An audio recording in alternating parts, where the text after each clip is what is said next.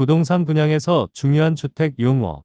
부동산 분양을 할 때는 주택 구조의 특징이나 포인트가 드러나는 부분들을 설명하는 다양한 용어들이 있는데요.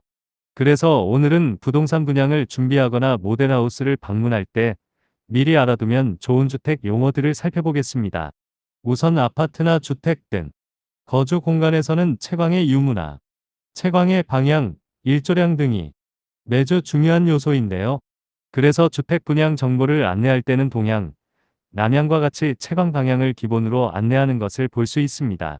주택에서 채광은 주거 생활의 편의와 삶의 질을 높여주는 중요한 요소로서 실내 공간을 구분하는 역할을 하기도 하는데요. 이에 주택의 실내에서 채광이 들어오는 공간을 구분하는 용어인 베이를 알아두어야 합니다.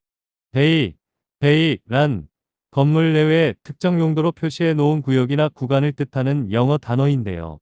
주택에서는 발코니를 중심으로 기둥과 기둥 사이의 공간을 뜻하는 말로 구조를 알 수 있는 주택 용어로 사용하고 있습니다. 이때 기둥과 기둥 사이에 채광이 들어오는 공간을 기준으로 2베이, 3베이, 4베이 등 베이의 수가 결정되는데요. 이러한 베이의 수에 따라 공간의 구조나 규모를 알 수 있어 모델하우스를 방문하기 전 미리 알아두면 좋습니다. 먼저 이 베이 구조는 거실 1개와 방 1개인데요. 계단식 아파트에서 가장 흔히 볼 수 있는 구조입니다. 엘리베이터를 기준으로 좌우에 양쪽 세대가 있는 구조로 현관문을 열면 거실이 한눈에 들어오는 것이 특징입니다. 다음으로 3베이 구조는 거실 1개에 방 2개입니다. 이 베이 구조와 달리 현관문을 열면 입구가 가려져 있는 것이 특징인데요. 또한 거실에서 주방까지 구조가 일직선으로 되어 있어 동선이 편리하고 공간 활용도가 높다는 장점이 있습니다. 다음으로 4베이 구조는 거실 1개에 방 3개의 구조인 넓은 규모로 모든 방에 채광이 들어온다는 특징이 있는데요. 또한 모든 방에 창문이 있어 충분한 채광으로 난방비 절감과 조망을 감상할 수 있다는 점이 장점입니다. 이러한 베이의 수에 따라 창문의 수나 채광량이 면적이 커지는 장점으로 생겨난 용어들이 있습니다. 바로 일조권과 조망권인데요. 일조권, 햇볕이 들어오는 곳으로 건물을 지을 때 높이를 제한하는 기준으로 사용되기도 합니다.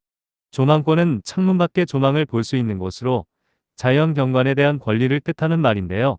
최근에는 쾌적한 주거 공간이 트렌드가 되면서 주변의 산이나 공원 등 녹지를 볼 수 있는 조망권을 갖춘 곳이 유행입니다. 한편 이러한 신규 주택은 건축의 형태에 따라 재건축이나 재개발 등 주택의 종류를 구분하고 각각 다른 분양 조건을 가지고 있습니다.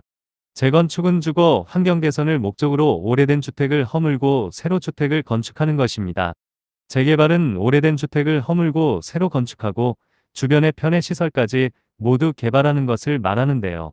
이러한 차이점으로 재개발은 단순히 주택 단위의 환경 개선을 넘어 도시 전체의 개발이라는 포괄적인 의미를 담고 있습니다. 특별히 이러한 재개발 지역을 구역으로 구분하고 여러 개의 재개발 구역을 함께 개발하는 것을 뉴타운이라고 하는데요. 뉴타운은 지방자치단체나 정부가 주관하는 사업으로 민간 사업의 재건축이나 공공사업의 재개발과는 다른 특성이 있습니다. 마지막으로 주택 분양을 할 때는 입주권과 분양권, 분양권 전매에 대한 이해가 필요한데요. 먼저 입주권이란 재개발이나 재건축의 조합원이 새로 건축한 주택을 저렴한 가격에 사고 입주할 수 있는 권리를 말합니다. 분양권은 새로 건축한 주택을 양도, 즉 분양받을 수 있는 권리를 뜻하는 말인데요. 분양권 전매는 분양받은 주택을 다른 사람에게 팔고 타인 명의로 입주자를 변경하는 것을 말합니다. 이러한 분양권 전매는 주택 분양 후 일정 기간 동안 되팔지 못하는 분양권 전매 제한 제도가 적용됩니다. 분양권 전매 제한 제도는 부동산 투기 등 부동산 시장의 과열을 막기 위해 도입되었는데요. 청약 당첨 후에는 최소 2년까지, 투기 과열 지구는 최대 5년까지 전매가 불가합니다. 이를 어길 시 3년 이하의 징역 또는 3천만 원 이하의 벌금에 처해질 수 있으며 청약 자격인 입주 자격의 제한을 받을 수 있습니다.